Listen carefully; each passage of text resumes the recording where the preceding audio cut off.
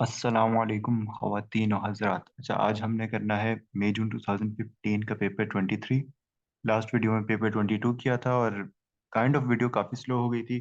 तो अगर आप लोगों ने स्पीड रन करना है तो बेशक 1.25x पे या 1.5x पे देख लो अकॉर्डिंग टू योर प्रेफरेंस, क्योंकि मैं थोड़ा मुझे स्लो ही जाना पड़ेगा। अच्छा, और उसके अलावा ज़्यादा जो यहाँ पे इतने प्रोग्रामिंग के मुझे क्वेश्चन एज सच मिले नहीं है, लेकिन यहाँ पे आपका एक तो स्ट्रिंग मैनिपुलेशन और सेकेंडली क्या कहते हैं एरेज एरेज के कॉन्सेप्ट्स टेस्ट हुए इन सूडो कोड्स। उसके अलावा थ्योरी ही था रट्टा। अच्छा, तो सबसे पहले क्वेश्चन, चलो भाई स्टार्ट कर लेते हैं।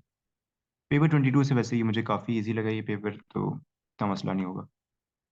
अच्छा, horses are entered for horses. अच्छा, आप लोगों के लिए बेहतर ही है फॉर सुडो कोड्स प्रैक्टिस करने का सबसे अच्छा तरीका है कि जब सुडो कोड मैं क्वेश्चन पढ़ लूँ और स्टार्ट करने लगूँ, आप लोगों के लिए बेहतर है कि आप लोग वीडियो को एक बार पॉज कर लो, उसका एक सोल्यूशन बनाओ और उसके बाद उसे मैच करो कि आपके थॉट प्रोसेस में या आपके सोल्यूशन में और मेरे गिवन सोल्यूशन में या मार्क्स स्कीम से बेशक कंपेयर कर लो क्या डिफरेंस है, और अगर आपके भी मार्क्स आते हैं या नहीं आते उसमें, क्योंकि obviously there is not one single solution, आपके डिफरेंट सोल्यूशंस बन सकते हैं, एक ही चीज़ के अलग अलग लॉजिक्स बन सकती हैं।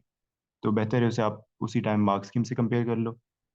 मेरे पास अब इतना उस टाइम पे वो नहीं होता कि मैं आपको साथ साथ मार्क्स स्कीम भी दिखाऊं, क्योंकि फिर उस तरह बहुत ज़्यादा टाइम कंज्यूमिंग हो जाएगा। तो खैर, अप्रोच आपकी मैटर करती है, तो कोशिश किया करो कि एटलीस्ट एक बार खुद भी सुडो कोड अटेम्प्ट करो। खैर, बात करते हैं। अच्छा, horses are entered for horses. A horse may have to carry a penalty weight in addition to the rider. This weight is added to the saddle. The penalty weight depends on the number of wins the horse has achieved in previous races. अच्छा, penalty wait की आपको criteria दिया हुआ है कि अगर आपकी previous win zero है तो पेनल्टी वेट जीरो, वन या टू है तो फोर, ओवर टू पे एट आपका पेनल्टी वेट होगा। उसके बाद आपको स्ट्रक्चर्ड इंग्लिश में गिवन है, जिस तरह पेपर 22 में भी ऑलमोस्ट स्ट्रक्चर सेम ही है, बस क्वेश्चन। अच्छा, आपने सबसे पहले इनपुट लेना है हॉर्स का नेम, उसके बाद आपने इनपुट लेना है नंबर ऑफ प्रीवियस विन्स, उसके बाद आपने पेनल्टी वेट कैलकुलेट करना है इस बेसिस पर, और उसके बाद आपने पेनल्टी वेट को ही स्टोर करना है, तो मतलब आपको एक पेनल्टी वेट के लिए भी वेरिएबल चाहिए होगा, फिर आपने उसी चीज़ को आउटपुट कर लेना है। तो आपने आइडेंटिफायर टेबल बनाना है। मैंने लास्ट वीडियो में बताया था आइडेंटिफायर टेबल क्या होता है, कि बेसिकली आपने अपने प्रोग्राम में जो जो वेरिएबल्स यूज़ करने हैं, आप उन वेरिएबल्स का नाम, उनकी डेटा टाइप और उनकी एक बेसिक सी डिस्क्रिप्शन लिख लेते हो, ताकि आपको पता हो कि ये आपके प्रोग्राम में कहाँ पे यूज़ हो रहे हैं और कैसे यूज़ हो रहे हैं। तो अब यहाँ से आपने इस स्ट्रक्चर्ड इंग्लिश की मदद से आपने आइडेंटिफायर्स, अपने वेरिएबल्स आपने देखने के क्या क्या बन सकते हैं। सबसे पहले आपको नेम ऑफ हॉर्स इनपुट करने के लिए एक वेरिएबल चाहिए होगा ऑब्वियसली, तो एक वेरिएबल आपका यहाँ से आ जाएगा। सेकंड वेरिएबल आपका फिर से input number of previous wins, तो सेकंड वेरिएबल आपका ये होगा। तीसरा वेरिएबल आपको चाहिए, स्टोर करना है आपने पेनल्टी वेट, तो ऑब्वियसली उसके लिए भी आपको एक वेरिएबल चाहिए होगा। तो ये आपके तीन वेरिएबल्स आ गए। नेम ऑफ हॉर्स कुछ भी रख लो related to name of horse, horse name, name of horse, horse कुछ भी, बस रेलिवेंट होना चाहिए। अच्छा, हम रख लेते हैं हॉर्स नेम।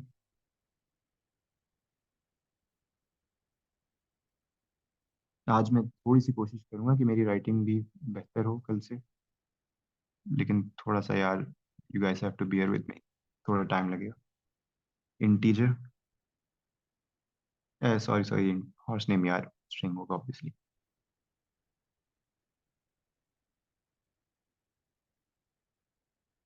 डिस्क्रिप्शन, वो खुद ही डिस्क्राइब कर रहा है name of the horse.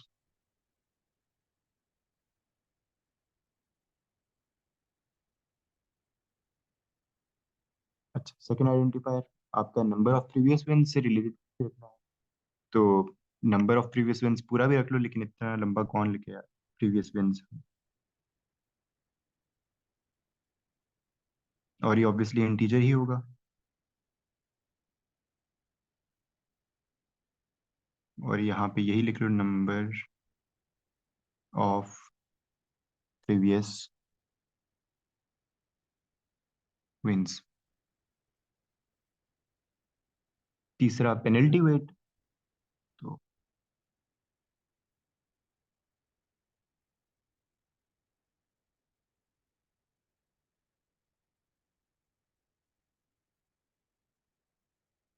Penalty wait भी आप इंटीजर ही रख लो, क्योंकि आपके पास ऊपर जितने भी गिवन है तीनों के तीनों पेनल्टी वेट्स इंटीजर ही है।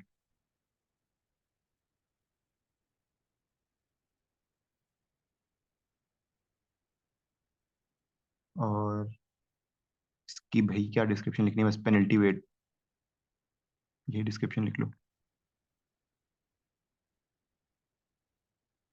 Penalty weight in the race.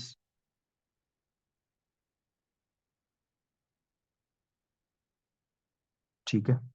अब वो कह रहा है कि line 3 in the algorithm, line 3 आपकी ये है, calculate penalty weight. Line 3 in the algorithm above does not give detail about how the race penalty is calculated। सही है, मतलब आपको वो बस बता रहा है कि कैलकुलेट करना है, उसके बारे में उसने आपको कोई फर्दर डिटेल्स नहीं दी हुई।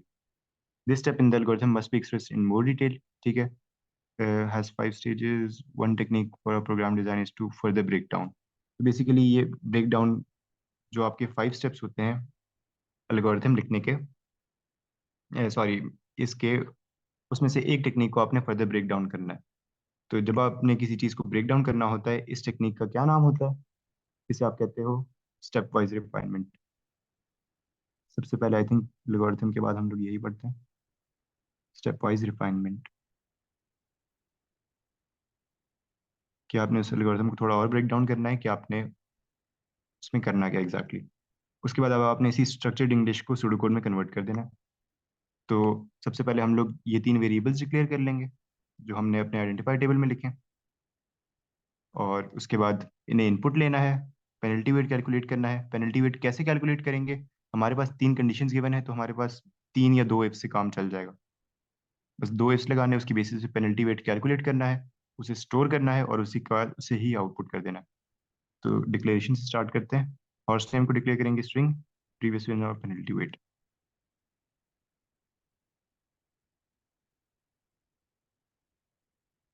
Declare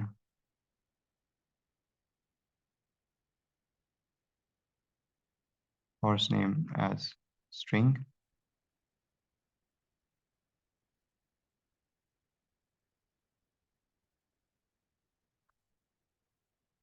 declare penalty wait,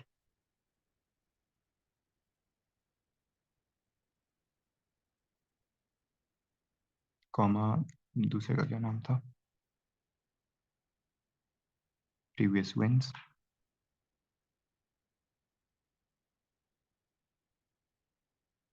as integer. अब इनपुट ले लो। इनपुट के लिए हम प्रॉम्प्ट भी करेंगे, enter horse name, enter horse name,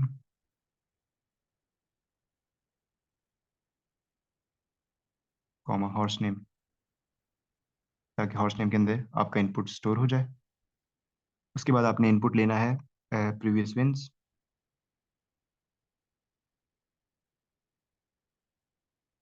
तो इसका प्रॉम्प्ट लिखेंगे एंटर प्रीवियस विंस।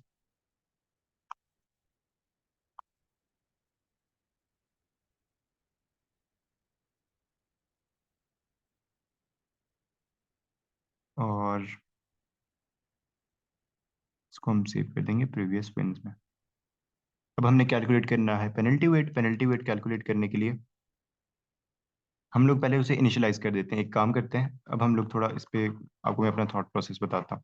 2 से 3 अप्रोचेज हैं, सब काफ़ी सारी सिंपल सी हैं। एक तरीका है इसे मिनिमम इफ से करने का। एक तो बिल्कुल बेसिक तरीका है, चलो आप हम देख लेते हैं। वो ये कि आप एक इफ लगाओ, if previous wins is equal to 0, फिर penalty weight is equal to 0। If previous wins is equal to 1 और 2, फिर penalty weight is equal to 4। Else, फिर आप एक एल्स लगा दो जिसमें आप 8 लिख दो। तो ये एक इफ, फिर एक और इफ, फिर एल्स। एक और तरीका ये है जिसमें आपको सिर्फ 2 इफ लगाने पड़ेंगे।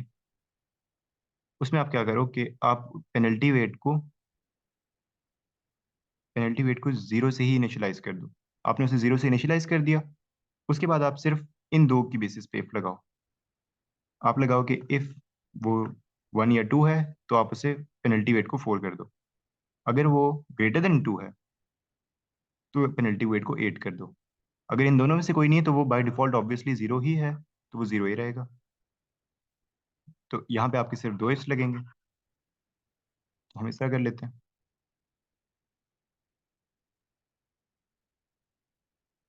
हम पेनल्टी वेट को इनिशियलाइज कर देते हैं 0 से।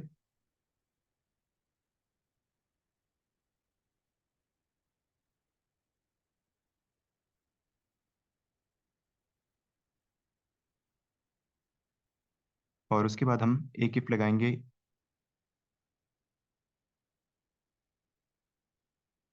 इफ प्रीवियस विंस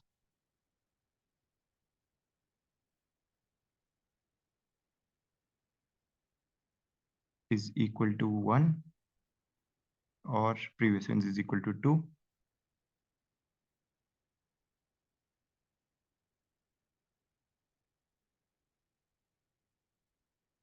उस केस में पेनल्टी वेट आपका 4 था I think.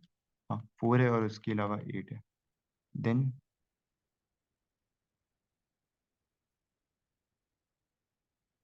Penalty weight is equal to 4। यहाँ पे एंड इफ कर दिया। एंड इफ के बाद आपने सेकंड कंडीशन लगानी है ग्रेटर देन 2 की। If previous win is greater than 2, उस केस में पेनल्टी वेट 4,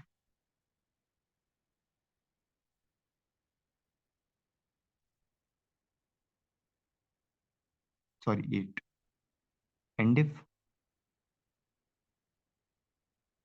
उसके बाद हमने क्या करना था, उसे आउटपुट कर लेना, तो हम लिख लेंगे बस आउटपुट पेनल्टी वेट।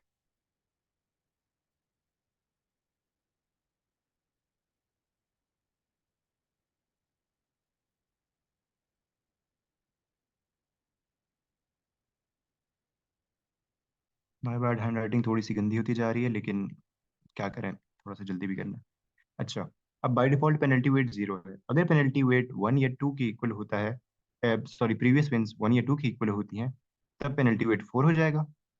अगर वो ग्रेटर देन 2 है तो वो पेनल्टी वेट 8 हो जाएगा। अगर ये दोनों कंडीशन सेटिस्फाई नहीं हो रही, इसका मतलब है कि आपकी प्रीवियस विंस ही 0 है, तो इसका मतलब है कि पेनल्टी वेट 0 ही रहेगा और उसके बाद वही चीज़ आउटपुट हो जाएगी। अच्छा, अब सेकंड क्वेश्चन। सेकंड क्वेश्चन आपको दो ऑपरेटर्स दे रहा है प्रोग्रामिंग लैंग्वेज में, डिव एंड मॉड। जिनको नहीं पता उन्हें मैं थोड़ा सा चलो एक्सप्लेन कर लूंगा, इतने मुश्किल नहीं है ये दोनों। ये दोनों arithmetic, integer arithmetic as follows explanation. ठीक है ठीक है ठीक। अब एक देख लो कि डिव क्या करता है और मॉड क्या करता है। ये बेसिकली दोनों ऑपरेशंस रिलेटेड टू डिवीजन ही है। अगर हम करें लेट्स से 35 डिवाइडेड बाय 10, इसका क्या आंसर आएगा? हम 3 लिखेंगे, यहाँ पे 30 लिखेंगे, 5 हमारे पास रिमाइंडर आ गया। जो मॉड है ना, अगर मैं लिख रहा हूँ 35 मॉड 10, वो मुझे आंसर देता है रिमाइंडर। और अगर मैं लिख रहा हूँ 35 डिव 10, तो वो मुझे आंसर देगा कोशेंट। बस ये बात याद रखो। जब आप उसे सिंपल डिवीजन करोगे तो जो रिमाइंडर आता है वो आपका मॉड होता है। मॉड के केस में रिमाइंडर आता है, डिव के केस में आपके पास कोशेंट आता है। और ये एग्जैक्टली डिवीजन करके, मतलब पॉइंट्स में आंसर नहीं दे रहा होता, ये आपको जो इंटीजर उसका बन रहा होता है वही दे रहा होता है। अच्छा, अब हम देख लेते हैं। अब वो आपसे कह रहे हैं 37 mod 10। 37 mod 10 क्या देगा? अब 10 परफेक्टली डिवाइड कर रहा है 30 तक। पीछे आपके पास 7 लेफ्ट ओवर बच जाएगा, तो 7। उसके बाद थोड़ा सा वो उसने आपको घुमा फिरा के सेम क्वेश्चन दिया है। क्वांटिटी आपकी है 208, बॉक्स साइज है आपका 100, नंबर ऑफ बॉक्सेस है क्वांटिटी डिव बॉक्स साइज। तो नंबर ऑफ बॉक्सेस में आप क्या कर रहे हो, इन दोनों को डिवाइड कर रहे हो। 208 डिवाइडेड बाय 100, तो ऑब्वियसली यहाँ पे 2 आ जाएगा, 200 और 8। तो नंबर ऑफ बॉक्सेस आपके पास क्या है, डिवाइड कर रहा है तो 2। उसके बाद टेम्प में क्या कर रहा है, quantity mod box size plus 1। Quantity mod box size से आपके पास क्या आंसर आएगा, 8। 8 प्लस 1 9। तो टेम्प में हमारे पास 9 पड़ा होगा। आई डोंट थिंक इसमें कुछ खास इतना मसला होगा। जिनको बस मॉड का नहीं पता था, बस ये याद रखो कि जब आप डिवाइड करते हो, जो आपके पास रिमाइंडर आता है ना, मॉड आपको रिमाइंडर रिटर्न कर रहा होता है। अच्छा, फिर इससे रिलेटेड एक क्वेश्चन है। Bank customers withdraw money from their accounts at a cash dispenser machine using their bank card. The machine operates as follows. वो आपके पास बेसिकली मशीन जो है ना, या तो $50 का नोट देती है, या $20 का, या $10। उसके अलावा एक और कंस्ट्रेंट उसने आपको दे दिया है कि मैक्सिमम अमाउंट जो आप विड्रॉ कर सकते हो एक टाइम पे, वो $500 है। तो इन दो बेसिस पे आपने अपना आगे प्रोग्राम लिखना होगा। When a customer withdraws money, they enter the amount to withdraw, this must be a multiple of 10। Multiple of 10 होना जरूरी क्यों है? क्योंकि वो आपको इन टर्म्स ऑफ 50, 20, 10 ही दे रहा है। मिनिमम आपका जो डॉलर का बिल निकलता है वो 10 का ही निकल रहा है। तो मल्टीपल ऑफ 10 होना जरूरी है। The machine will always dispense the least possible number of notes. तो आपने ये भी इंश्योर करना है कि आपके जो नंबर ऑफ नोट्स निकले वो लीस्ट पॉसिबल हो। आपने उसे इस तरह से डिवाइड और इस तरह से उसके मॉड्स, बेसिकली सारा मॉड और डिवीजन से ही होता है कि आप मिनिमाइज कर देते हो नंबर ऑफ नोट्स जो कि आपके निकल रहे हैं। अच्छा, उसका सबसे बेहतरीन तरीका क्या है कि आप, चलो भी आगे क्वेश्चन आएगा तो उसमें आप देख लोगे। The program is designed for the machine to process a withdrawal, the following variables are used. Variables देख लो, अमाउंट आ गया $50, $20, $10। $50, $20 और $10 नंबर ऑफ नोट्स हैं जो कि आपने डिस्पेंस करने हैं, 50 के, 20 के और 10 के रिस्पेक्टिवली। टेम्प है, टेम्प आप यूज करोगे कैलकुलेशन के लिए। अच्छा, एक बार हम देख लेते हैं। ये बेसिकली हमारे पास अब एक तरह से टेस्ट आ गए हैं, इसके कुछ टेस्ट डेटा है और हमने उसका आउटपुट बताना है कि क्या हो सकता है। 85, 85 पे क्या आउटपुट होगा? 85 पे आपका एरर आ जाएगा। एरर क्यों आएगा? क्योंकि आपके पास दो कंस्ट्रेंट्स हैं। पहला कंस्ट्रेंट ये है, दूसरा कंस्ट्रेंट ये है। मल्टीपल ऑफ 10 होना चाहिए और मैक्सिमम 500 होना चाहिए। दूसरा 130 है, तो 130 में $50 के कितने नोट्स बन सकते हैं? सबसे पहले हम देखेंगे। 30 तो नहीं बन सकता, लेकिन 100 के बन सकते हैं, तो $250 के हो जाएंगे। उसके बाद एक $20 का होगा, एक $10 का होगा। तो ये मिनिमम नंबर ऑफ है आपके। कमेंट कमेंट में आप यही लिख दो, least possible number of nodes.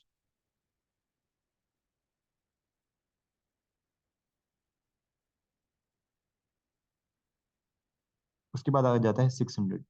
600 पे अब दूसरा कंस्ट्रेंट हमारा टेस्ट हो रहा है। ये रहा कि मैक्सिमम आपकी विड्रॉल लिमिट ही 500 है। तो यहाँ पे भी हम एरर कह देंगे।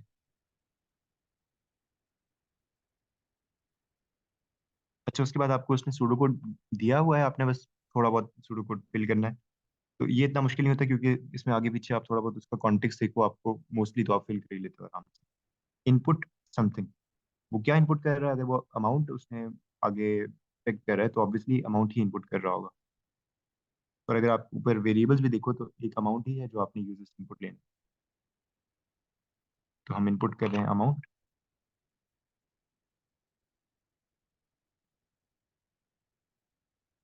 उसके बाद अगर अमाउंट ग्रेटर देन 500 है तो वो ऑब्वियसली डायरेक्ट आउटपुट कर देता है कि अमाउंट टू लार्ज। ये चीज इंश्योर कर रहा है कि 500 से ग्रेटर की अमाउंट विड्रॉ ही ना हो। एल्स, एल्स में क्या हो रहा है? नीचे देन लगा है तो मतलब यहाँ पे कोई इफ ही लग रहा है। और उस इफ की कंडीशन क्या होनी चाहिए?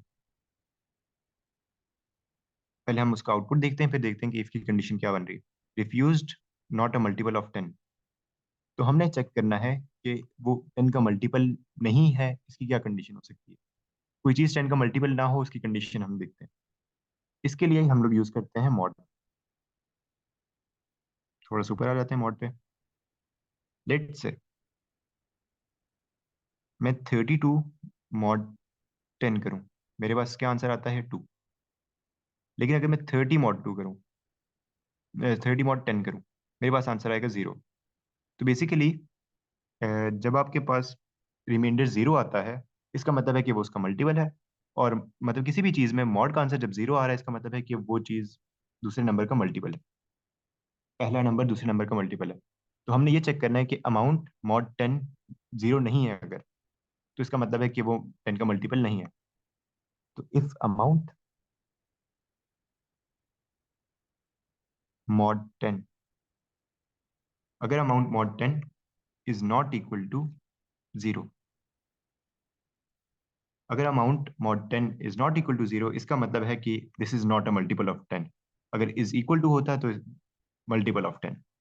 मल्टीपल चेक करने का सिंपल ये तरीका होता है कि आपने जिस नंबर से चेक करना है उसके साथ आप मॉड कर लो। अगर वो 0 है तो वो मल्टीपल है, अगर वो 0 नहीं है तो मल्टीपल नहीं है। सिंपल। अच्छा, हमने अपना दूसरा कंस्ट्रेंट भी चेक कर लिया। उसके बाद अब हमने कैलकुलेट करना है कि हमारे पास कितने $50 के नोट्स बनेंगे। इसका सबसे सिंपल तरीका क्या है, हम उसे डिव कर लेंगे। डिव क्यों किया है, 130 वाली कंडीशन से हम चेक करते हैं। 130 डिवाइडेड बाई 50 करो तो 2 आता है, पीछे 30 बच जाता है। मतलब इसमें जितने 50 के नोट्स निकल सकते हैं वो हमने निकाल लिए, और पीछे हमारा रिमाइंडर आ जाएगा 30। तो अब टेम्प में हमने क्या करना है, देखो ना, अब हमने 50 के दो नोट्स तो निकाल लिए, पीछे हमारे पास $30 है। अब इस $30 को हमने टेम्प में रखना है ताकि हम इसमें से अब $20 के नोट्स एक्सट्रैक्ट कर सकें। तो यहाँ पे हम करेंगे अमाउंट मॉड 50। अमाउंट मॉड 50 करने से क्या होगा, अब टेम्प के अंदर क्या वैल्यू पड़ी हुई है, 30। अब हमने $130 में से $100 तो बना लिए। कैसे बनाए, दो 50 के नोट्स रख के, और वो चीज 50 के अंदर चली गई, तो अमाउंट डिव 50 में $50 में 2 चला गया, पीछे $30 रह गए। वो $30 हम लोग टेम्प में ले गए। अब हमने कैलकुलेट करना है कि इसमें से $20 के कितने नोट्स बन सकते हैं। तो हम क्या करेंगे, $20 इज इक्वल टू टेम्प जिसमें 30 पड़ा हुआ है, डिव 20। जब हम टेम्प डिव 20 करेंगे तो अब वो इस वैल्यू को 30 को डिवाइड कर रहा है 20 से, तो यहाँ पे एक ही नोट निकल सकता है, पीछे 10 रह गया। तो ये हमारा आंसर ठीक आता जा रहा है। हमें दो 50 के नोट्स निकल रहे थे, एक 20 का नोट निकल रहा था। अब फिर से हमने टेम्प को असाइन करना है। अब हमने टेम्प को क्या असाइन करना है, $20, नहीं sorry, temp mod 20।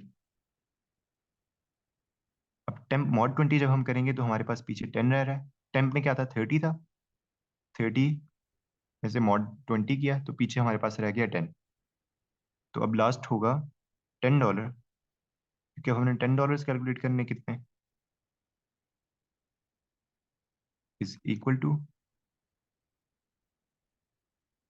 Temp div 10। तो जो हमारे पास पीछे टेम्प की वैल्यू थी 10, 10 डिवाइडेड बाई 10 1, तो $10 में हमारे पास पड़ा हुआ है 1। आई होप आप लोगों को ये क्लियर है, इसमें इतना मसला नहीं है। एक बार इसे फिर से ड्राई रन करके देख लेते हैं ताकि जस्ट इन केस आपको नहीं है क्लियर तो समझ आ जाए। हम लोग एक नंबर ले लेते हैं, लेट्स से 180।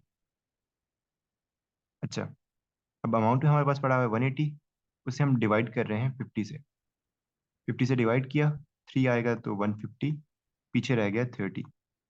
अब ये जो 3 है ना, ये 3 हम असाइन कर देते हैं $50 को, $50 में चला गया 3, और टेम्प को हम असाइन कर देते हैं 30, टेम्प में चला गया 30, क्योंकि अमाउंट मॉड 50 आ गया।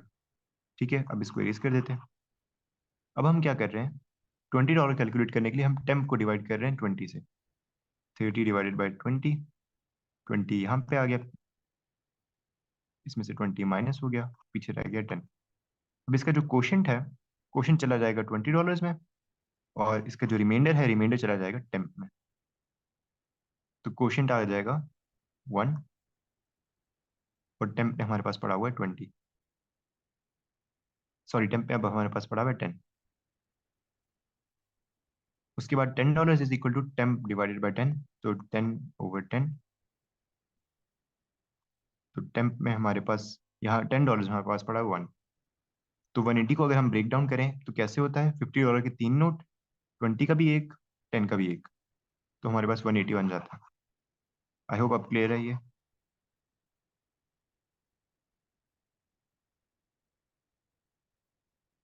अच्छा भाई, अगला सवाल फिर से स्ट्रक्चर चार्ट का, बिल्कुल हलवा सा सवाल है, देख लेते हैं। A flooring company provides for each customer an estimated price for a new job. Each job is given a job ID.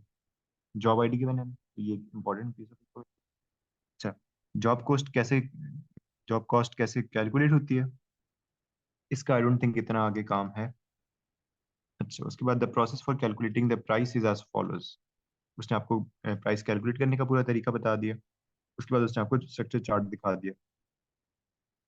अब स्ट्रक्चर चार्ट ऑलमोस्ट कंप्लीट है, आपने बस फिल इन करना है कि A B C D E में क्या क्या होगा। तो ये बात याद रखना कि यहाँ पे आपका ऑर्डर मैटर नहीं करता। ABC में से आप आगे पीछे कुछ भी लिख लो, मैटर नहीं करेगा। और डी और ई में भी, आपस में भी। लेकिन डी और ई की चीजें आप ABC में नहीं लिख सकते, ABC की चीजें डी और ई में नहीं लिख सकते। ABC। अब सबसे पहले हो क्या रहा है कि आपका पहला प्रोसीजर कॉल हो रहा है इनपुट जॉब डेटा, जो कि बेसिकली वैल्यूज देगा आपके मेन फंक्शन को। तो इनपुट जॉब डेटा में क्या क्या हो सकता है? कस्टमर का नेम हो सकता है। उसके अलावा अब आप सोचो, जॉब आईडी हो सकती है, होनी चाहिए, क्योंकि उसने अब आपको बता दिया है कि job ID is a part of it. तो जॉब आईडी। उसके अलावा आपने जॉब के डेटा में क्या क्या इंपॉर्टेंट है, कैलकुलेट होती है लेंथ से और विड्थ से। तो ऑब्वियसली आपको जॉब के बारे में बताने के लिए उसकी लेंथ और विड्थ भी देनी पड़ेगी। तो हम लिख लेते हैं लेंथ और विड्थ। अच्छा ठीक है, ये हमारा कंप्लीट हो गया। कस्टमर का आपने नेम दे दिया, उसकी जॉब आईडी दे दी, लेंथ और विड्थ दे दी, जो कि गई जॉब कॉल मेन फंक्शन के पास। फिर मेन फंक्शन ने उसमें से लेंथ और विड्थ कैलकुलेट जॉब कॉस्ट को दी, और जॉब कॉस्ट ने रिटर्न किया आपको job cost. Job cost return हुई। अब ये चीजें आपने अपने कस्टमर को भेजनी है एस्टिमेट के तौर पे। एक तो आप उसे जॉब आईडी भेज रहे हो, तो दूसरा ऑब्वियसली जॉब कॉस्ट होना चाहिए।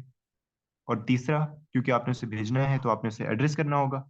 मतलब कि ये फंक्शन है, इसके अंदर कुछ ना कुछ होगा ना, जो उस कस्टमर को डियर ये करके उसका नाम लिख रहा होगा। फिर उसकी जॉब आईडी उसे बताएगा कि आपकी ये जॉब आईडी है, इसके अगेंस्ट ये जॉब की कॉस्ट बन रही है। तो वो उसे उसकी जॉब आईडी भी बताएगा, फिर बताएगा कि आपकी ये कॉस्ट बन रही है। और ऑब्वियसली उसे लेंथ और विड्थ बताने की जरूरत नहीं, क्योंकि कस्टमर को ऑलरेडी ये चीज़ें पता है। तो इस फंक्शन में फिर क्या क्या जानना चाहिए? कस्टमर का नेम और उसकी जॉब आईडी।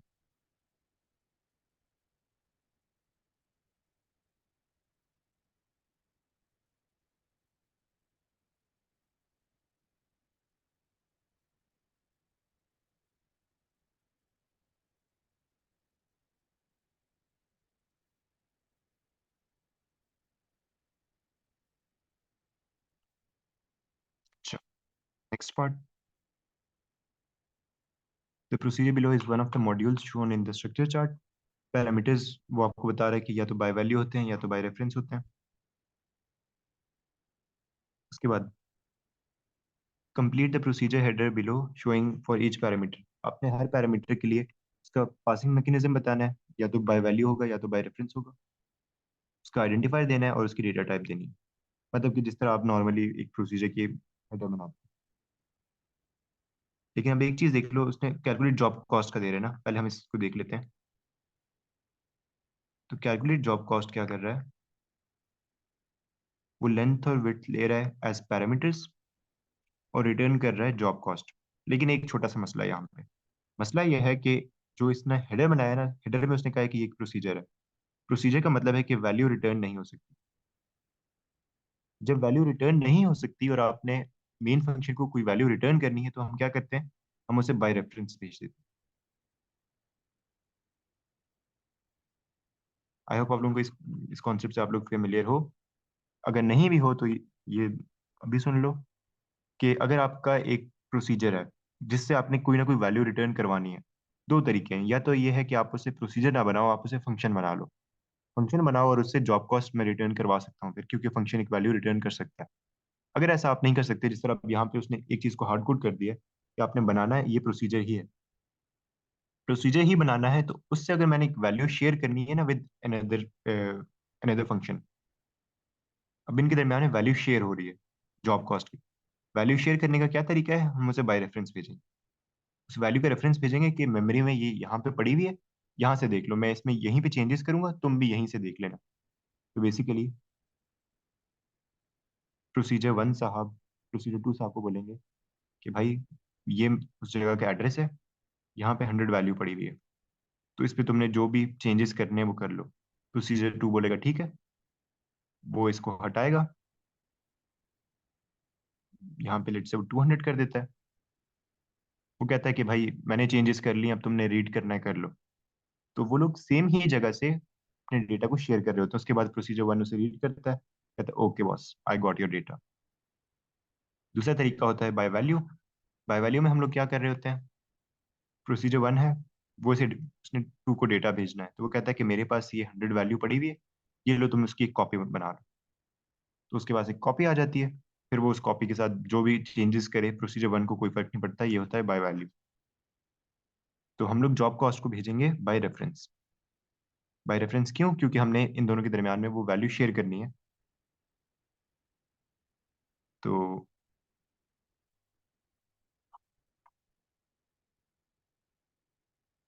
हम करेंगे bye ref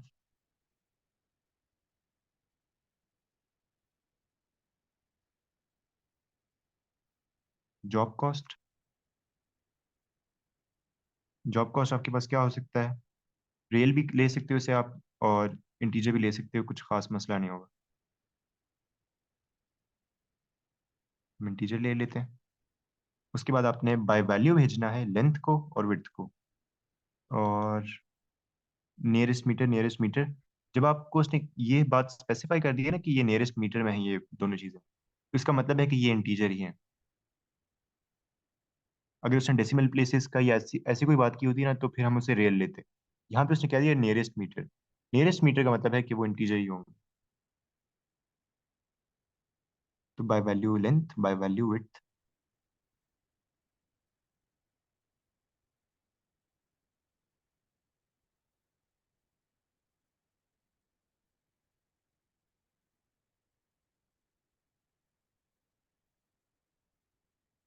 by value width.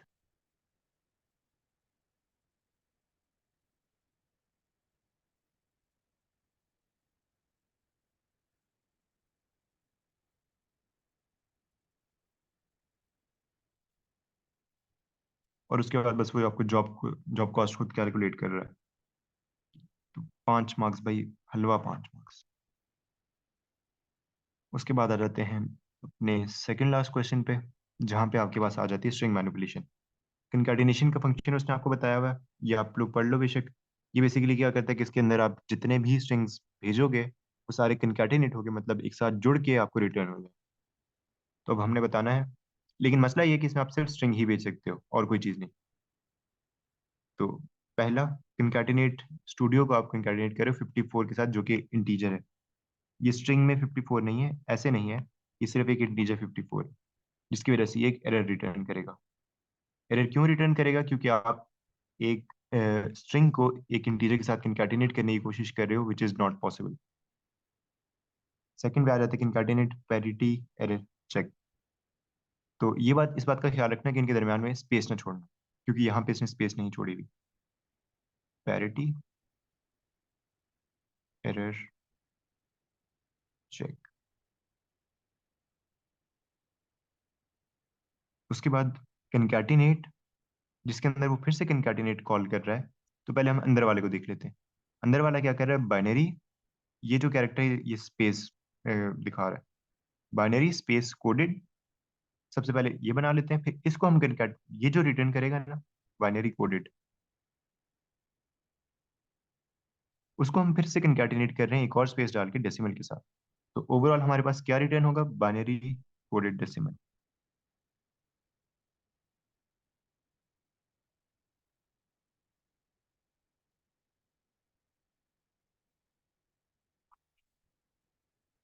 I hope इसमें कोई मसला नहीं है।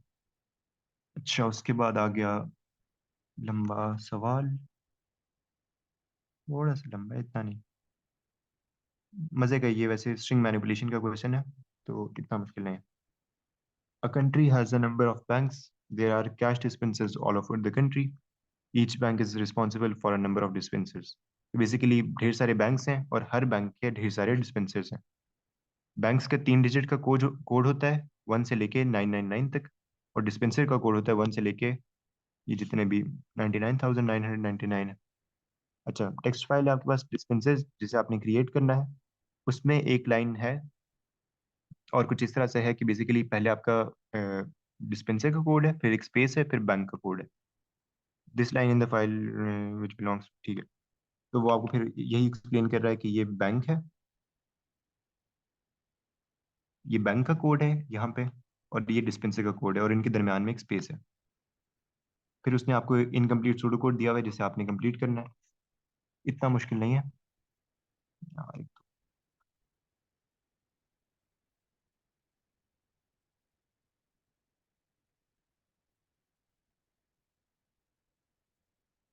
Complete the pseudo code, open file for right.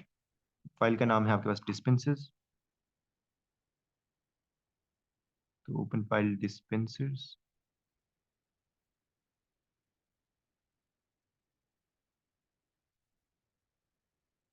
For right. उसके बाद क्या है, एक खाली लाइन है, अभी समझ नहीं आ रही क्यों है, लेकिन अगर आप यहाँ पे देखो तो अंटिल लिखा हुआ है, तो उस अंटिल के साथ ऑब्वियसली यहाँ पे रिपीट होगा।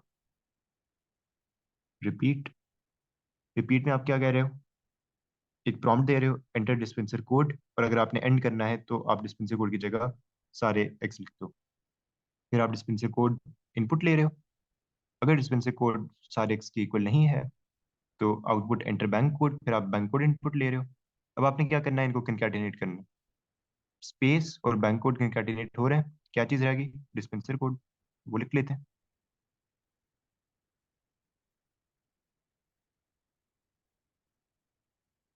अच्छा, अब आपने ये लाइन फाइल में लिखनी है, तो राइट फाइल यूज करो।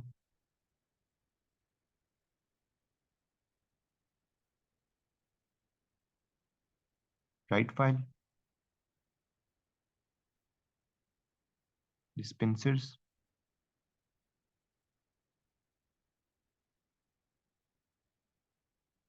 डिस्पेंसर्स, और हमने ये वाली लाइन इसमें राइट करनी है, तो लाइन स्ट्रिंग।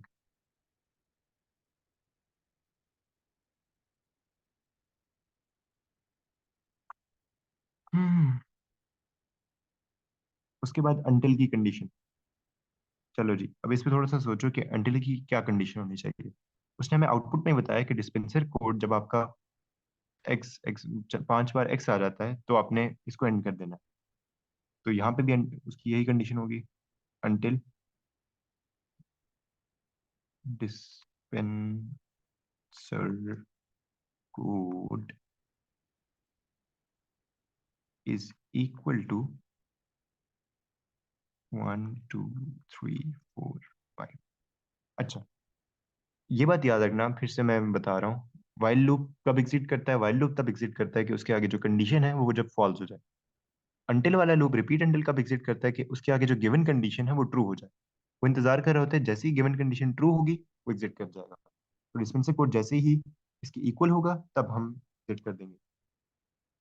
उसके बाद अगली लाइन भी है, अगली लाइन में क्या होना चाहिए, क्या बच के हमारे पास आउटपुट है, तो अब हमने एंड इफ भी हुआ हुआ है, तो आपने ओपन फाइल जो की थी उसे क्लोज कर दो।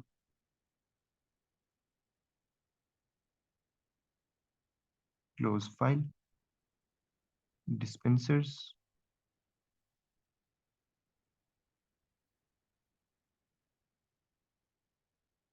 Sorry for the handwriting others. अच्छा, no attempt has been made to validate the data entered by the user. फिर आपने दो वैलिडेशन चेक्स बताने हैं डेटा एंट्री के इसी केस में।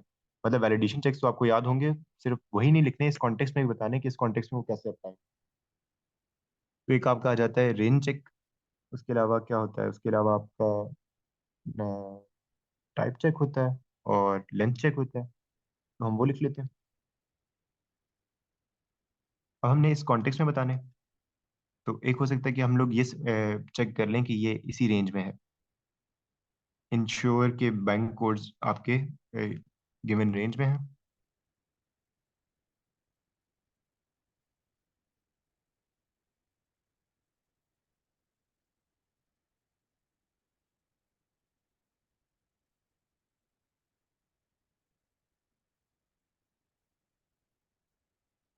इसके अलावा आप क्या इंश्योर कर सकते हो कि उसकी डेटा टाइप को इंश्योर कर सकते हो। Ensure codes are digits only, मतलब उसमें कोई स्ट्रिंग कैरेक्टर, न्यूमेरिक न्यूमेरिक कह रहा हूँ, अल्फाबेटिकल कैरेक्टर्स ना है, तो डिजिट्स ओनली ये आ गया आपका। थिंग टाइप चेक होता है। उसके बाद the programmer coded this algorithm above and the user successfully entered 15 dispenser records into the text file. उसके बाद उसने 564 डिस्पेंसर्स और डालने हैं। State the error that will occur if the user runs the program a second time for further entry. आपने एक बार 15 entries डाल दी, उसके बाद आपने 564 एंट्रीज और डालनी है। तो इसमें क्या मसला आ सकता है आपके प्रोग्राम के हिसाब से? अपने प्रोग्राम को देख लो।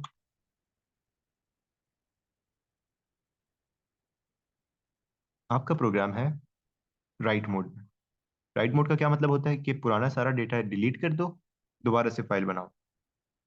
तो अगर आपने पहले 15 एंट्रीज की, उसके बाद आप दोबारा से राइट मोड में खोलते हो, तो ये 15 एंट्रीज आपकी लूज हो जाएंगी। State the error. तो हम ये लिख देते हैं कि data of 15 dispensers will be deleted.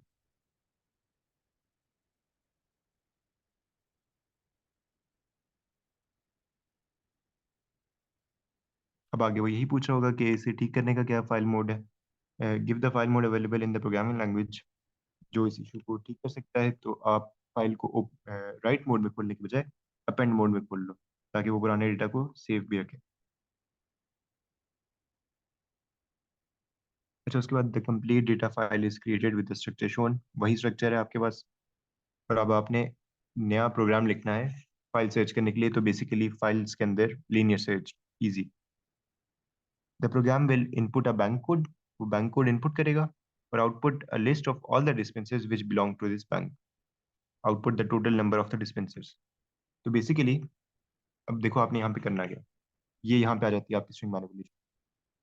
आपने फाइल को ओपन किया, आपने इनपुट लिया।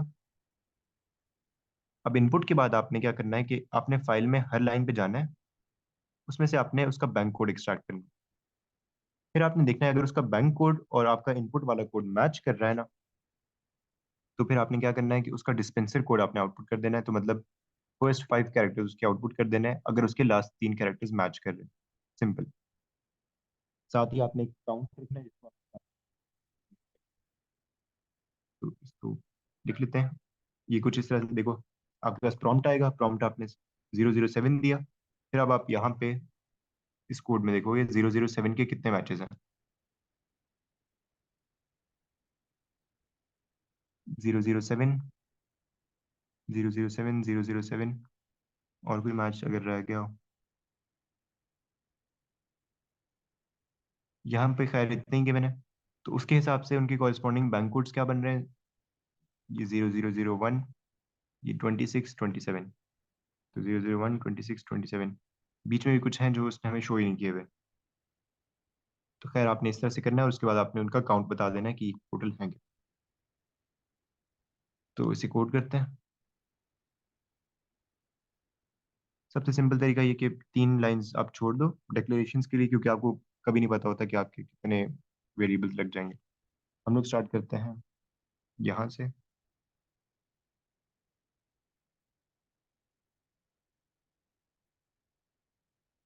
Open file dispensers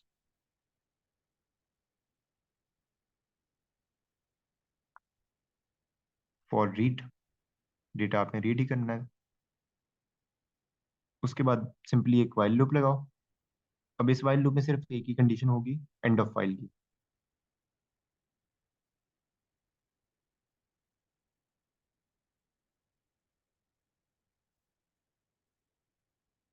dispensers not end of file हम क्यों लगाते हैं, क्योंकि एंड ऑफ फाइल तब तक फॉल्स होता है जब तक आपकी फाइल एंड ना हो जाए। तो नॉट फॉल्स ट्रू हो जाता है और वाइल लूप तब तक चलता रहता है जब तक उसकी अगली वाली कंडीशन ट्रू है। आई होप ये चीज क्लियर है। While not end of file, जब तक एंड ऑफ फाइल रीच नहीं, इसको इन सिंपल टर्म्स अगर आप पढ़ो, जब तक एंड ऑफ फाइल आपका रीच नहीं हो रहा तब तक ये काम करते रहो। क्या करना है, हमने डेटा को रीड करना है। रीड फाइल डिस्पेंसर्स,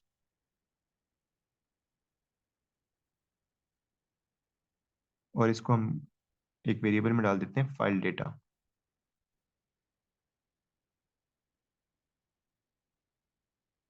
प्रोसीजर तो नहीं लिखना ना? ठीक है, प्रोग्राम लिखना है, प्रोसीजर नहीं लिखना। ये चीज़ मैं चेक कर रहा था। अच्छा, अब इसमें से, अच्छा हमने एक इनपुट भी लेना था। Inter bank code,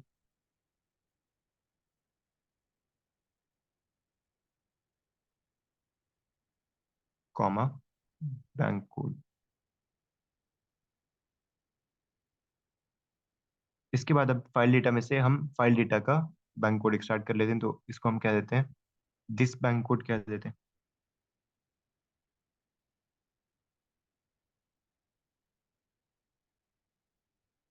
is equal to, bank code हमारे पास क्या है, बैंक कोड है हमारे पास राइट वाले 3 कैरेक्टर्स। तो ऑब्वियसली इस पे हम राइट लगा लेंगे, simple. Write file data, comma 3, आपके पास बैंक कोड आ गया। अब इन केस आपका दिस बैंक, मतलब ये वाला बैंक कोड मैच करता है आपके इनपुट वाले बैंक कोड से। ये बेसिकली एक सिंपल हम लीनियर सर्च एल्गोरिथम लगा रहे हैं फाइल्स के ऊपर, तो आई डोंट थिंक इसमें कुछ खास आपको मसला होगा। हम लोग कंपेयर कर रहे हैं अब। हमने अपना एक्सट्रैक्ट कर लिया। राइट फाइल डेटा 3 क्या करेगा, हमेशा राइट वाले 3 कैरेक्टर्स आपको दे देगा एक स्ट्रिंग में, दिस बैंक के अंदर। तो अब हमने दिस बैंक को कंपेयर करना है अपने इनपुट स्ट्रिंग के साथ। अगर वो सेम है तो हमने फर्स्ट 5 कैरेक्टर्स को आउटपुट कर देना है।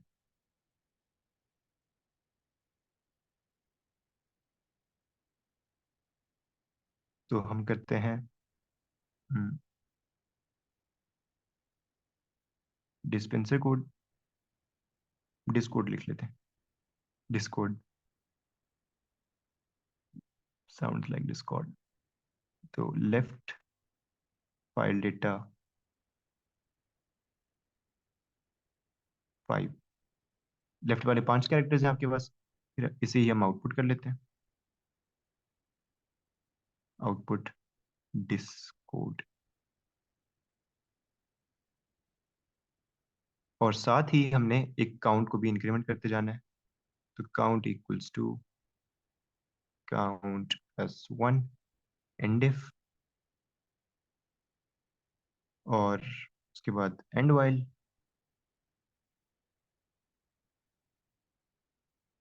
काउंट को इनिशियलाइज कर देते हैं, ये थोड़ा सा ऊपर जगह कम पड़ जाएगी, काउंट 0। उसके बाद क्लोज फाइल,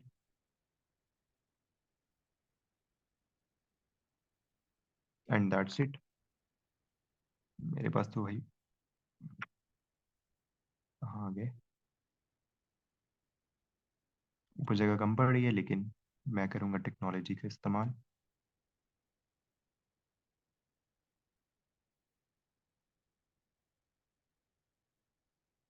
प्रॉब्लम सॉल्व।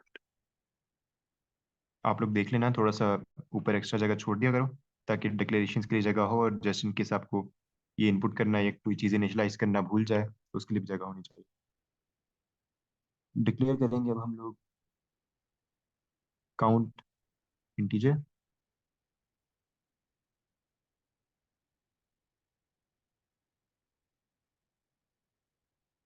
उसके बाद हम सारे के सारे स्ट्रिंग्स देख लेते हैं, हमारे पास कौन कौन से स्ट्रिंग्स हैं, उन्हें डिक्लेयर कर लेते हैं। Declare bank code, comma this bank, comma file data, comma Discord, Discord नहीं, डिस्कोड।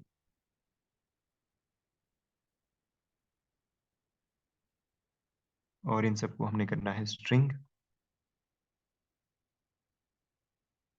और इसके अलावा कोई रह तो नहीं गया। हाँ, बस कुछ स्ट्रिंग्स हैं और एक हमारे पास इंटीजर है। तो दैट्स इट, ये आपका कोड है। आई डोंट थिंक इस पर कुछ रिवाइज करने की जरूरत है, बिल्कुल सिंपल सा लीनियर सर्च है। इनपुट लिया, जब तक फाइल एंड नहीं होती तब तक लूप चलाओ। उसके बाद फाइल को रीड करो, फाइल में से बैंक कोड एक्सट्रैक्ट करो, कंपेयर करो, अगर वो सेम है तो उसका जो डिस्पेंसर कोड है आप वो आउटपुट कर दो। Inter bank code. अच्छा, उसके बाद हमने एक चीज़ रह गई है, हमने आउटपुट करना है उसका काउंट। तो हम लोग मतलब इस तरह का एक हमने बनाना है, there are 5 dispensers for this bank. तो हम करेंगे output,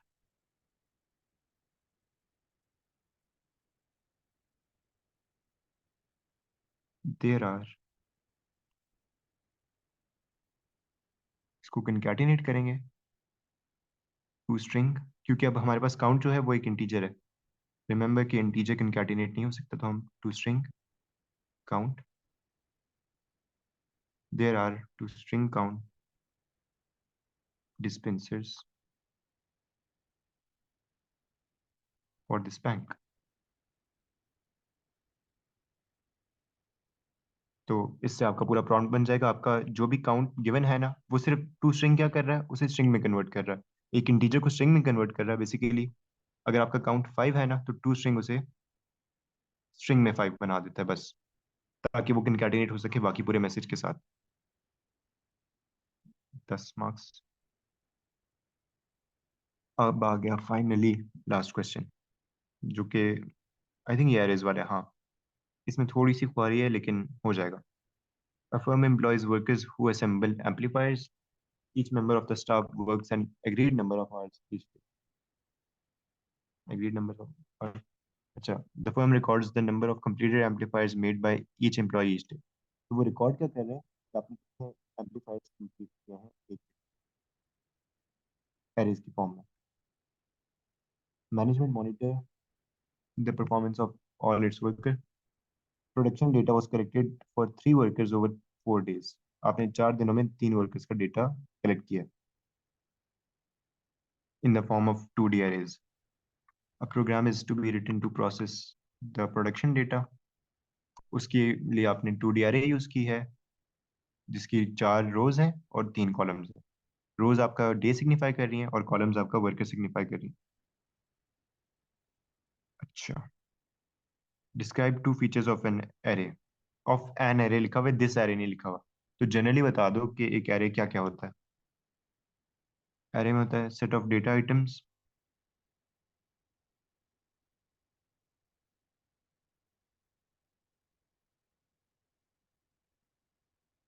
under a common name. मतलब एक ही आपने नाम दे दिया प्रोडक्शन डेटा, और वो आप यूज कर सकते हो under a common name.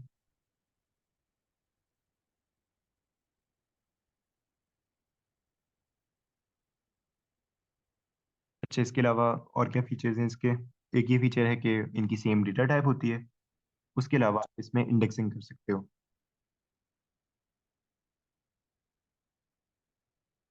Items can be accessed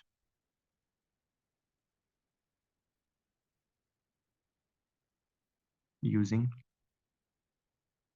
index.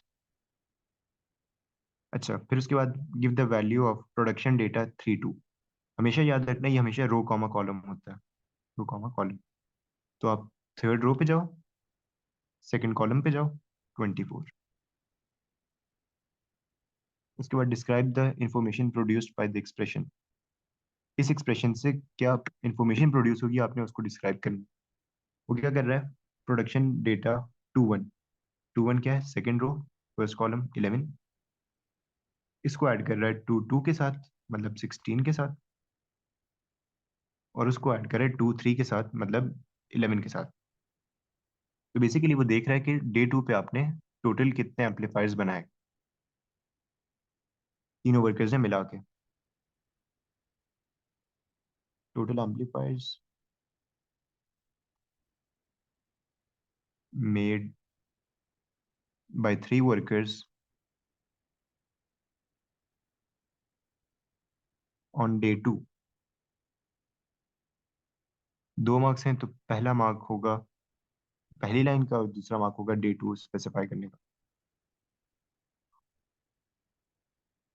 अच्छा, उसके बाद ट्रेस टेबल आपके पास पूरा का पूरा कोड गिवन है और ट्रेस टेबल गिवन है। तो ये जल्दी से कर लेते हैं। For worker num equals to 1 2 3। एक बार देख लेते हैं वेरिएबल्स क्या क्या है। वर्कर नम है हमारे पास, डे नम है, वर्कर एवरेज, आउटपुट, और वर्कर टोटल हमारे पास एरे है। वर्कर नम 1 2 3, सबसे पहले वर्कर नम की वैल्यू होगी 1। उसमें क्या कह रहा है, वर्कर टोटल के इंडेक्स में वर्कर नम को डालो और उसे 0 कर दो। तो वर्कर टोटल के इंडेक्स में, मतलब कि फर्स्ट इंडेक्स पे 0। उसके बाद वर्कर नम की वैल्यू हो जाएगी 2, सेकंड पे भी 0। वर्कर नम की वैल्यू हो जाएगी 3, थर्ड पे भी 0। आई डोंट थिंक इसमें कुछ मसला है। बस वर्कर नम की वैल्यू इंक्रीमेंट होती जा रही है फॉर लूप की वजह से, 1 से 3 तक जाएगी। और हर किसी में आप हर लाइन पे 0 डालते जाओगे इन वर्कर टोटल। उसके बाद अगला लूप देख लो, और वर्कर नम 1 से 3, तो वर्कर नम फिर से 1 हो गया। उसके अंदर वो लूप एंटर करेगा जिसमें आपका डे नम हो रहा है 1 से 4, तो डे नम भी हो जाएगा 1। अब इसमें क्या हो रहा है, worker total subscript worker num, तो worker total subscript worker num is equal to, मतलब कि प्रीवियस वैल्यू जो कि ऑलरेडी 0 है, plus production data day num comma worker num. Day num worker num दोनों की वैल्यू 1 1 है। प्रोडक्शन डेटा पे जाओ, 1 1 पे आपके पास पड़ा हुआ है 10, और ऑलरेडी इसमें पड़ा हुआ था 1। तो वो बेसिकली कह रहा है वर्कर टोटल सब्सक्रिप्ट वर्कर नम।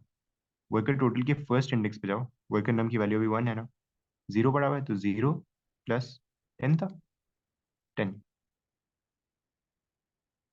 0 प्लस 10 कर दो और इसे स्टोर कर दो सेम इंडेक्स पे। तो 1 1 पे यहाँ पे आ जाएगा 10।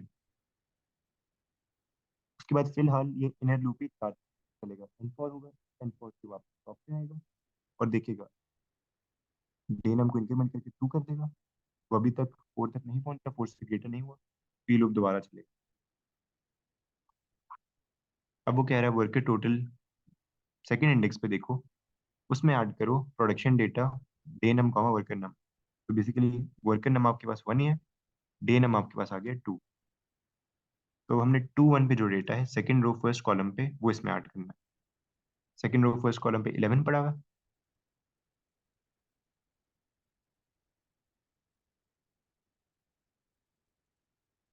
तो अब हमने वर्कर नम की वैल्यू है 1। वर्कर टोटल वर्कर नम, अच्छा इसकी वैल्यू हो जाएगी यहाँ पे 10, क्योंकि वर्कर नम वर्कर टोटल के फर्स्ट इंडेक्स पे है।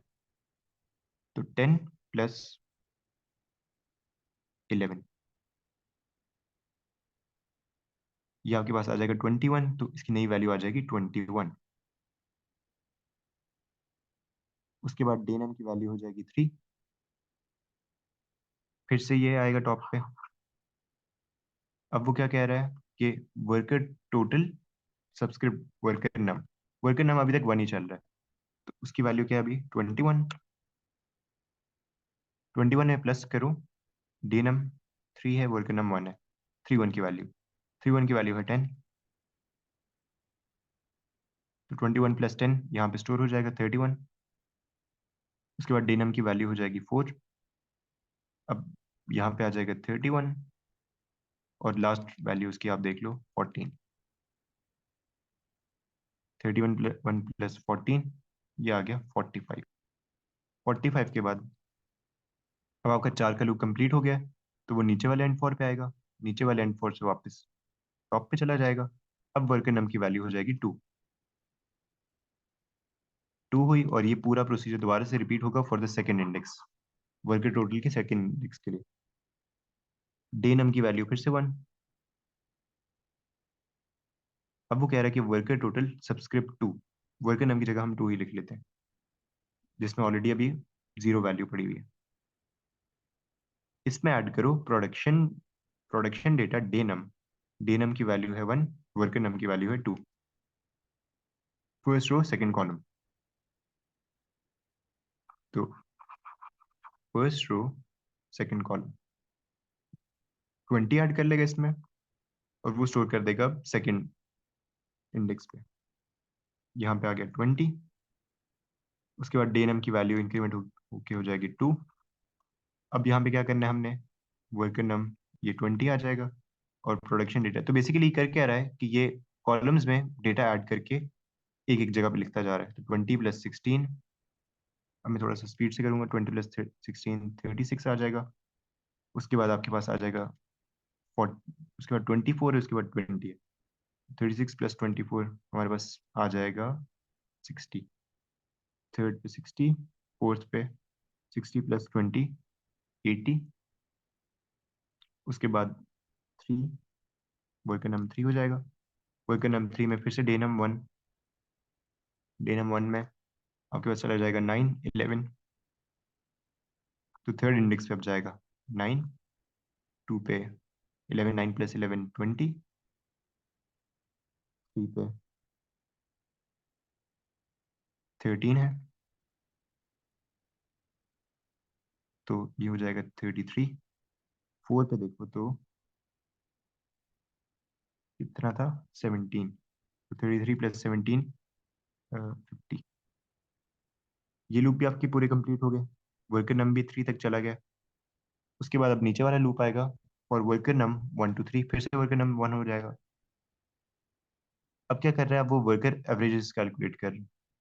Worker average is equal to worker total subscript worker num, मतलब कि सबसे पहले ये 45 पे जाएगा। 45 को देख रहा है वो, 45 divided by 4 into daily hours worked worker num. तो सबसे पहले हम इसको देख लेते हैं, ये क्या है। डेली आवर्स वर्क एरे ऊपर हमारे पास बनी हुई है, उसमें वर्कर नम की वैल्यू 1 है, डेली आवर्स वर्क 5। तो इसकी वैल्यू है 5, 5 इंटू 4 20। तो बेसिकली हमने करना ये है, हमने 45 डिवाइडेड बाई 20 करना है। 45 डिवाइडेड बाई 20 हमारे पास आ जाना चाहिए 2, और 5 हो जाएगा 125।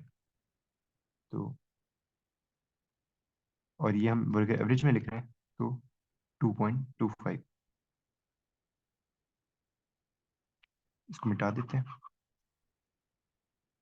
अब वर्कर नम की वैल्यू है 2, तो वो वर्कर टोटल सेकंड को देख रहा होगा 80 को।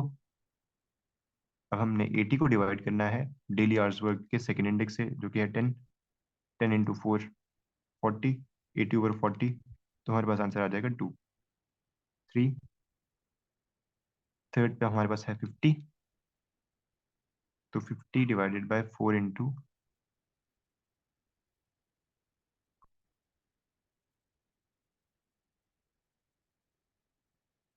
10 40, 50/40। तो 40 × 1, और 10 होता है 40 का 1/4, तो 0.25, 1.25। ये तीन आपकी एवरेजेस कैलकुलेट होगी। उसके बाद if worker average is less than 2।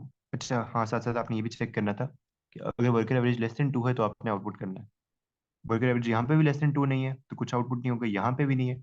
यहाँ पे आपकी वर्कर एवरेज लेस देन 2 है, तो इन्वेस्टिगेट और वर्कर नम। तो वो बेसिकली जो ज़रा काम चोरी कर रहा है उसकी इन्वेस्टिगेशन करने के लिए ये हमने सब कुछ किया, पूरी कैलकुलेशन की। इन्वेस्टिगेट कामचोर वर्कर नंबर 3। ठीक है, बाकी तो अच्छा काम कर रहे हैं तो उन्हें हम कुछ भी नहीं कह रहे, बस तीसरे भाई को थोड़ा इन्वेस्टिगेट करना है। और एंड इफ एंड फॉर आपका कंप्लीट 8 मार्क्स। अच्छा उसके बाद an experienced programmer suggests that the pseudocode would be best implemented as a procedure। अब वो कह रहे हैं कि इसे हम एज अ प्रोसीजर इंप्लीमेंट करते हैं। assume that both arrays daily hours worked and production data are available to procedure from the main program and they are of the appropriate size। ठीक है। अच्छा अब इसके बाद आपको पूरा सूडो कोड गिवन है कुछ ब्लैंक्स के साथ। सबसे पहले वो कह रहे हैं complete the declaration statements showing the local variables. तो बेसिकली अब यहाँ पे थोड़ा ग्लोबल और लोकल कॉन्सेप्ट आ गया। वो कह रहा है कि आपने ये ज्यूम करना है कि ये डेली आवर्स वर्क और प्रोडक्शन डेटा ये दोनों ग्लोबल वेरिएबल्स हैं। इसके अलावा यहाँ पे जितने भी यूज हुए हैं ये लोकल वेरिएबल्स, तो इनको आपने क्लियर कर। हम लोग टॉप से स्टार्ट करते हैं। सबसे पहले हमारे पास आ जाएगा worker num. To declare worker num as integer. उसके बाद आ जाता है वर्कर टोटल। तो declare worker total as array 1 2। इसका फाइनल साइज मैं आपको बताता हूँ थोड़ी देर में क्या होगा, ऑफ इंटीजर। इसका फाइनल साइज देखने के लिए हम लोग देखेंगे अपना हेडर। प्रोसीजर हेडर अगर आप देखो तो नम डेज और नम वर्कर्स हमें गिवन है। तो हमने वर्कर टोटल निकालना है, तो ऑब्वियसली हमें नम वर्कर्स के हिसाब से वो चाहिए होगा। जितने आपके नंबर ऑफ वर्कर्स हैं उतने ही वर्कर टोटल के आपको इंडेक्स चाहिए होंगे ना।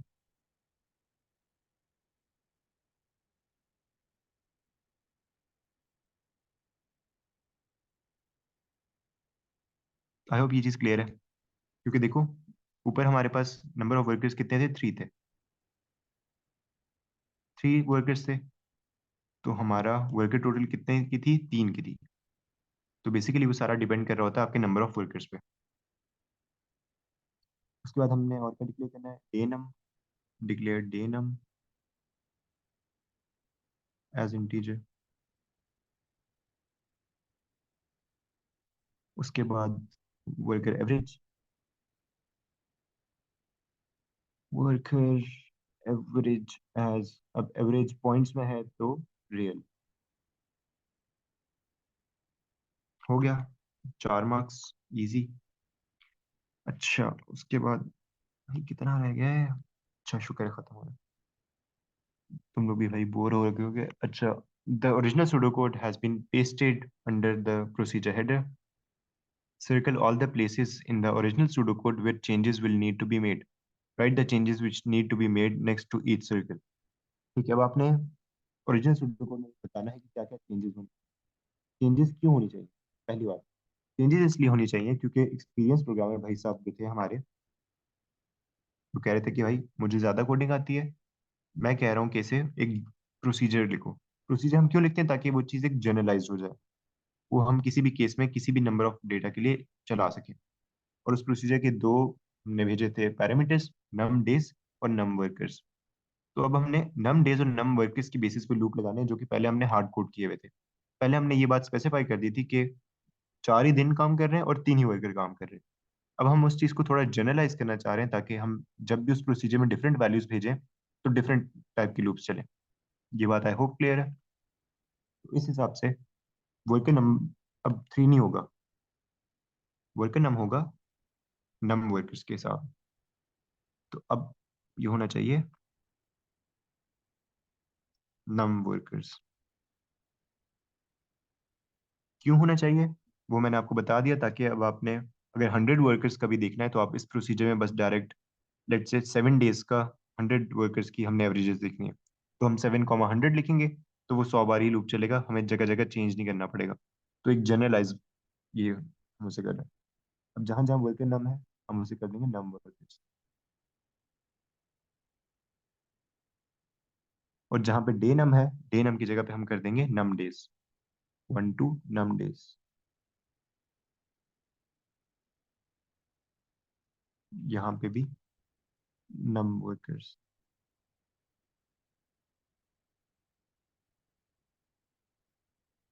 और हाँ ठीक है, 4 जगहों पे चेंजेस आए। उसके बाद write a statement for a procedure call which processes data for 7 days for 13 workers. तो प्रोसीजर कॉल हम किस तरह लिखेंगे, call analyse production date num days comma num workers. Call analyse production date,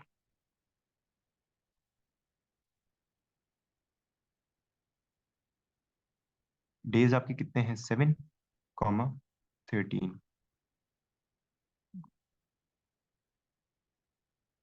अच्छा दैट्स इट। आई होप हाँ ठीक है, paper आपका ख़त्म हो गया। आई होप आप लोगों को इतना कोई ख़ास मसला नहीं आया होगा, क्योंकि यार इजी था। आपके 2 मेजर कोड्स थे, जिनमें से एक लीनियर सर्च था, ये पूरा लीनियर सर्च था इन फाइल। और इसके अलावा क्या था, ये तो फिल इन द ब्लैंक्स। और इसके अलावा वही था वो जो ट्रांसलेट आपने किया था।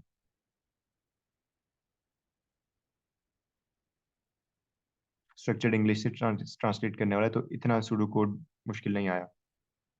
अब तो लेटेस्ट पेपर्स में फिर काफ़ी मुश्किल होता है। लेकिन आई होप इसमें आप लोगों को ये क्लियर है। कोई भी क्वेश्चन वगैरह हो तो वो आप लोग पूछ सकते हो, अगर मुझसे कोई चीज़ मिस आउट हुई हो या कोई भी गलती हुई हो। तो आज के लिए भाई इतना ही।